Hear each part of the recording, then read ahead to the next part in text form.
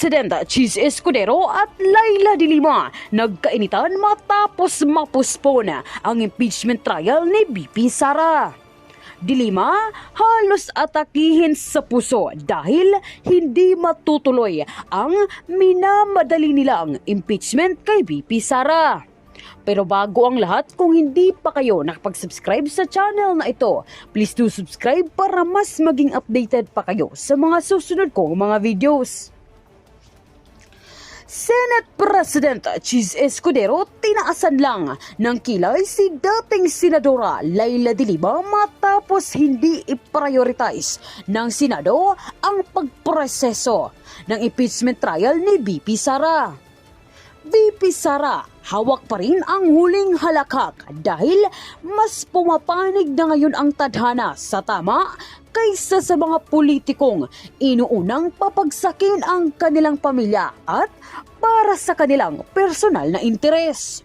Kaya naman, Laila de Lima natameme matapos sagutin mismo ni Escudero at isinampal sa pagmumukha nitong walang gasgas ang pagproseso para sa kasong kinakaharap ngayon ni BP Sara. Narito ang pananalampak ni Senate President Cheese Escudero. Ang plenaryo ang dapat magpasa niyan. Klaro naman ang kanyang opinyon at posisyon kaugnay sa bagay na yan. Pero hindi para sa akin na sabihin niya ang posisyon ng kabuuan ng Senado.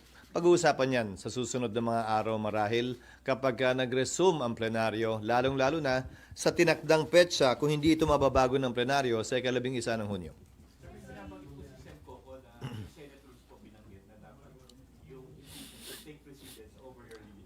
Pag-uusapan namin yan mamaya marahil dahil kapag ka naka-recess ang Kongreso at nakalagay sa Rule 1 ng impeachment rules ng Senado, Senate President ang unang magtatalaga ng schedule, pero hindi naman ibig sabihin na nakaukit na sa bato yun. Pwedeng baguhin yan kung sakasakali at anumang oras ng plenaryo. Kung yan ang mangyayari, plenaryo ang masusunod. Pangalawa, yung binabanggit na rule ni Senator Coco, Rule 10 in particular, yan ay tumutukoy na sa trial. Wala pa po kami doon. Hindi pa nga nagsisimula ang trial, hindi pa nga nare-refer yung impeachment complaint sa rules para magsilbing hudyat, para buuin na ang impeachment court na siyang magko-conduct ng trial. At sinabi ko na rin ito noon pa, nung inihain pa lang ang impeachment complaint. Ang pinakamalayong mararating na ng Senado ay mag-issue ng summons. Dahil meron 10 araw para magsumite ng sagot ang nasasakdal at pagdating ng June 30, mawawala na ng bisa ang otoridad ng mga prosecutors o sino mang kukunin nila na pribadong prosecutor na tumayo kaugnay ng kasong ito. Hindi pwede magpatuloy ang kaso na may isang panig lamang at wala ang kabilang panig. Sir, what about yung sinasabi ni Senator Coco na parang ang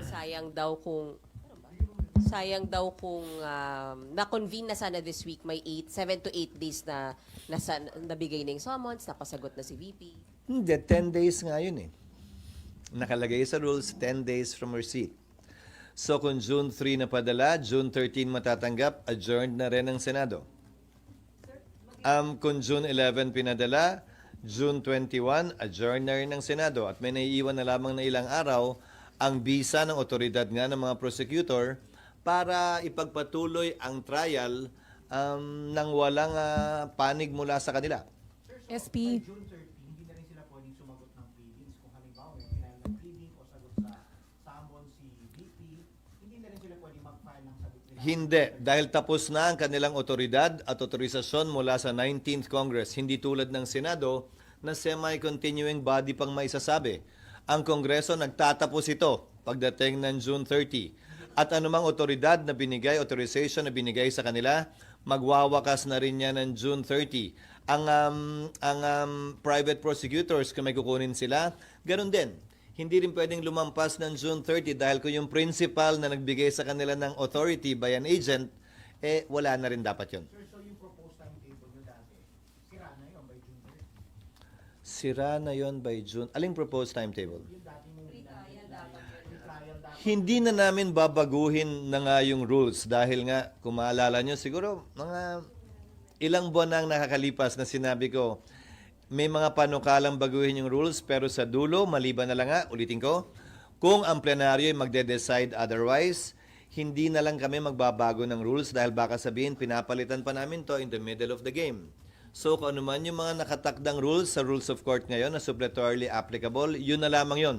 Dahil tiyak ko, ano man ang baguhin namin sa rules ngayon, may magrereklamo at magrereklamo mula sa isa o sa kabilang panig, citing, quote-unquote, changing the rules in the middle of the game. Pero wala ng pre-trial starting June 30. Tama ba? Kasi nga, wala nang kinatawan mula sa kanila. So, ang pinaka pwede naming maipadala, which is under the rules, bibigyan namin sila ng puwang na magsumite ng written interrogatories, which is part of pre-trial. Ibig sabihin nun, tatanungin na nila lahat ng gusto nilang tanungin mula sa kabilang panig, sasagutin ng kabilang panig, magtatanong din yung kabilang panig, sasagot din, hanggang doon na lang yun. Kung sasagutin nila, dahil pwede nilang piliing wag sagutin at wag pansinin yung written interrogatories na ipapadala ng magkabilang panig. And then the written interrogatories will be used during the trial proper? Yes, kung anong admissions man ang ginawa doon, magagamit yon ng magkabilang panig pagdating ng paglilitis. SP, since move na ng June 11, Yes, Nympha. yes, yung reading ng articles of impeachment, sa June 11 na rin lahat mangyayari yung Lahat-lahat na. Ngayon, bakit? Meron kaming rule kaugnay ng 3 days bago namin ma-third reading ang isang panukalang batas. Pag hindi namin na second reading yan this week, hindi na namin mata-third reading yan next week. So time is of the essence insofar as passing certain bills are concerned na para mahabol yan sa 19th Congress. Kumbaga, yung pwede namin gawin ngayong linggo, hindi na namin pwedeng gawin next week kung gusto pa namin itong humabol. Sa kabilang banda, yung pag-issue ng summons, whether June 3 yan or June 11, pareho lamang naman ang epekto dahil yung panahong bibigay sa nasasakdal kay VP Sara para sumagot, babagsak na rin sa petsa na wala ng sesyon ang Senado at ang Kongreso. Sir, kasi ang So, walang tatamaan, walang mapapaboran kaugnay nito. sir, ang point ni Senator Pimentel, hindi naman kayo aabutin ng 1 o 2 oras sa pagpapabasa ng articles of impeachment during session at yung pagkukonvene ninyo as impeachment court kung matutuloy sana bukas. Hindi naman yan nalalaman pa kung anong mga punto ang i-raise ng iba naming kasamahan kapag binuksan at pinag-usapan na ito. Hindi pa nga nakaschedule para pag-usapan ito sa June 11 pa nga. Sa pagkakaalam ko, itatayo si Senator Pimentel para magtanong kaugnay nito. So hindi pwedeng sabihin ni Senator Coco na maikli lamang yon. Dahil ngayon nga, hindi dapat pag-usapan, mukhang pag-uusapan namin. So lalo na kapag yun talaga ang pag-uusapan, tinitiyak ko sa iyo, mas maraming sasabihin at mas maraming tatayo kaugnay ng iba't ibang punto sa bagay na ito. So, ano yun, SP, ibig sabihin, iwasan nyo yung mainit na debate dito na makakakonsume Hindi sa ko oras iniiwasan yung mainit na debate. Ikaw naman, ikaw yung I nagtanong. mean- Sabi mo nung una, maikli. Ngayon, ang sinasabi ko, hindi para sa kanya na sabihing maikli lang to o mahaba. Dahil hindi niya kayang pigilan, hindi ko kayang pigilan. Sino man gusto magsalita kaugnay nito. Pero kapag ito'y nagsimula na nga, hindi na namin magagawa yung mga dapat sana namin gawin. Particularly, yung aaprubahan on second and third reading dahil yung ibang third reading kailangan pa ng BICAM. Kailangan pa rin ma-ratify yung BICAM. So, kailangan namin bigyan ng fighting chance man lang na maipasa ito. Ulitin ko, yung trial sa July 28 pa naman, 20th Congress, walang mawawala, walang madadagdag, walang mababawas. Pero itong mga second at third reading, malaki ang mawawala, malaki ang mababawas. Siguro naman, kapag papapiliin tayo sa pagitan ng dalawang pwede nating gawin o dalawang kaling tatahakin natin, doon ka sa mas may magagawa para sa ating mga kababayan. Pero definitely, SP, magko-convene kayo as impeachment court. Otherwise, pag hindi kayo nag-convene before you adjourn, walang impeachment trial next Congress. Tama ba? Kasama yan siguro sa pagdidebate yan dahil ang dami ko nang napapanood na nagbibigay ng kanikanyang opinyon. Sa dulo, ano man ang opinion nila, miyembro man sila ng Senado ngayon o hindi, ano man ang opinion ko bilang tagapangulo ng Senado, sa dulo, ang susundin naming lahat, ang desisyon ng plenaryo, ng mas nakararami. The plenary of the Senate is the supreme body of the Senate. It gets to decide anything and everything. Although at first instance, it can be decided by the Senate President, but ultimately, it will have to be confirmed and affirmed or rejected for that matter by plenary. So yung Isa na June lang 11, ako, sir. So, ibig sabihin, sir, June 11. Kasi na tayo. Sir, isa na lang. Info, Ibig Brad. sabihin, sa June 11, babasahin yung articles of impeachment and then thereafter, magko-convene kayo sa impeachment court. At doon din namin pagpapasahan anumang mga motion kung meron mang gagawin, anumang mga objection kung meron man, anumang tanong kung meron man. Ang dulo nun ay magko-convene ng impeachment court kung yan na magiging pasa ng Senado at i-issue yung summons sang-ayon sa aming rules para bigyan ng panahon sumagot ang Vice President. Pero since Nakalagay sa Rule 1 ng impeachment rules, if I may direct your attention, it only refers to the Senate President. The Senate President shall set the date when the prosecutors will present the impeachment complaint. Ngayon, initially, yung Senate President, tulad ng sinabi ko. But plenary can decide otherwise if they should decide to do so. Sir, sabi mo kung pagpapasahan sa June 11, so ibig sabihin pwedeng hindi matuloy yung June 11. Ang dami ko na kasing naririnig ng mga nagsasalita dito na miyembro ng 19th Congress. Di ba? So, pakinggan natin lahat yung kanilang mga motion. Kabilang na yung binanggit mo kanina na sinabi ni Senator Amy. So, pakinggan natin lahat at sa dulo, pagbobotohan lahat yan ng mga miyembro ng 19th Congress without prejudice to the 20th Congress deciding otherwise or in the same light given the fact that the 19th Congress cannot bind subsequent Congresses or any Congress for that matter. Pero sir, would you insist na Balik sa'yo, Nympha. Apa, sorry sir. Pero mag-insist kayo na mag-convene kayo sa impeachment court sa June 11? What do you mean by magi-insist, Nympha? Again, we will decide all of these things in accordance with what the plenary wants and in accordance with our rules. Yung rules namin, plenary din ang nag-decide nun eh. Tandaan mo aaprubahan namin yung rules din. So, plenary ang magde-decide kung anong rules ang i-approve namin at kung anong gagawin namin.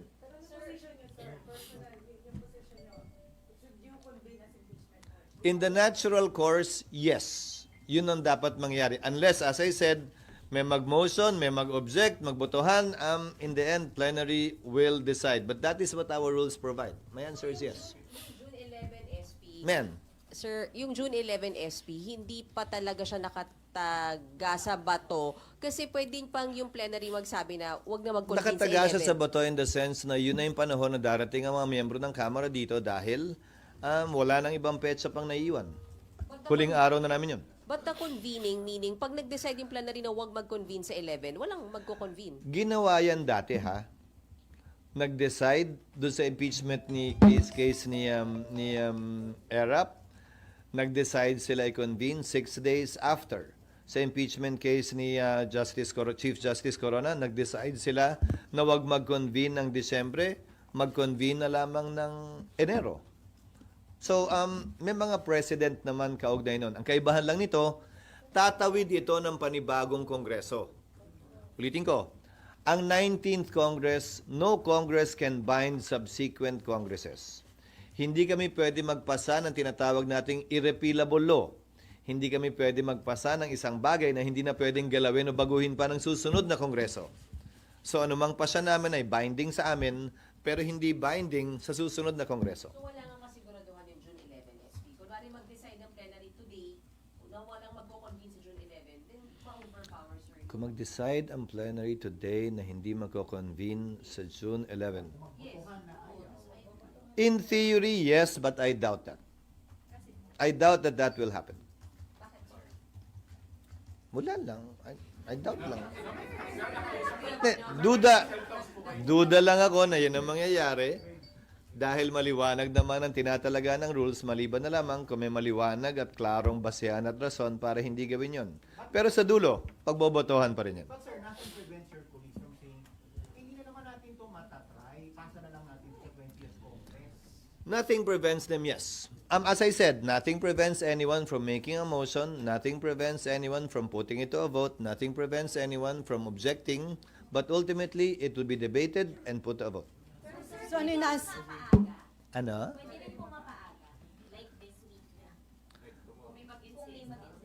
Pwede naman, pero anong point ng hindi ko pwedeng pigilan, ulitin ko pero anong point na magsaset tayo ng date para nga sana pag-usapan to at magawa yung ibang bagay kung buong linggong pa lang to, yan din yung pag-uusapan natin araw-araw. So, papakiusapan ko sana na hanggat maaari, tapusin namin yung kinakailangan trabaho ngayon. Maliban kasi dun sa mga panukalang batas, nasa dyaryo na rin naman ngayon, mahigit 300 ang kailangan namin i-confirm ng mga opisyal. Hindi lamang mga kalihim, mga opisyal ng Constitutional Commission, pati na rin mga miyembro ng Armed Forces, mga opisyal ng Armed Forces of the Philippines at saka Department of Foreign Affairs na mahigit 1.5 buwan hindi makakapagtrabaho ng buong buo kung hindi sila mako-confirm. SP, kailangan nyo talagang sorry. May mga nagbabanggit po na yung mga delays and postpone. Eventually, kababagsakan yan, hindi na talaga matutuloy.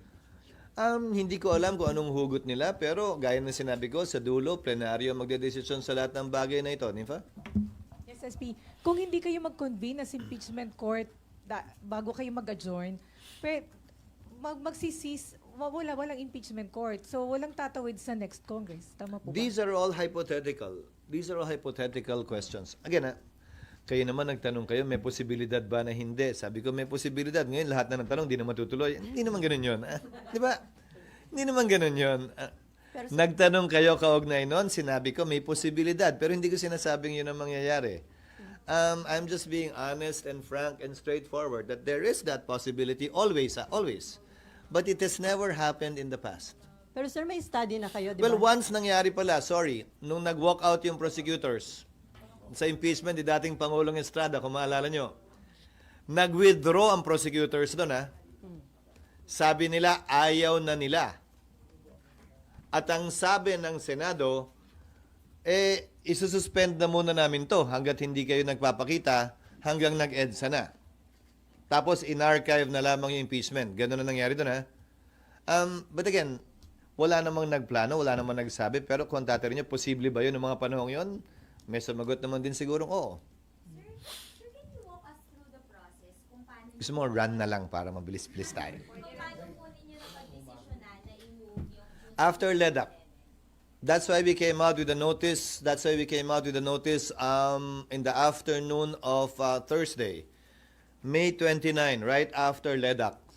Dahil kaya nga hinabaan ko na yung sulat sa House of Representatives na pinabigay ko sa inyo para doon na nakalagay lahat. At doon na nakalagay yung sagot sa lahat ng pwede niyong tanungin kung bakit. Pero hindi pa kiusap.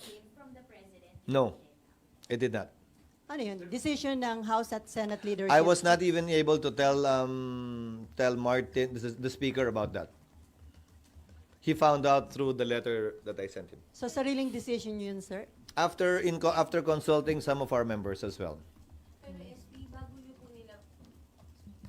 Pero bago nyo po nilabas yung parang proposal nyo na calendar months ago, hindi pa po ba alam na may mga ganito karami pang 12 priority bills, may 300 na uupo sa CA? Hindi, dahil yung mga ina-appoint ng presidente, kaya nga ad interim ang tawag, in-appoint niya to in the course of the recess. Hindi naman yun in-appoint ng mga panahong yon. Pangalawa, usually sa LEDAC, nababawasan yung bills na iti-take up dahil hindi naaabot. Itong LEDAC na to ang pinag-usapan, ano pa ba yung kayang gawin dahil sayang naman. Advanced stage na yung mga bill at pwedeng ihabol pa sa 19th Congress imbis na magsisimula na naman sa simula pagdating ng 20th Congress. Sir, usapin kung pwedeng tumawid sa 20th Congress yung impeachment. Meron na ba kayong pag-aaral na ginawa? Kasi malamang yun na maging issue. Paano nyo i-address yun? Meron, may president yan sa US Congress. Ang isang ehemplo din,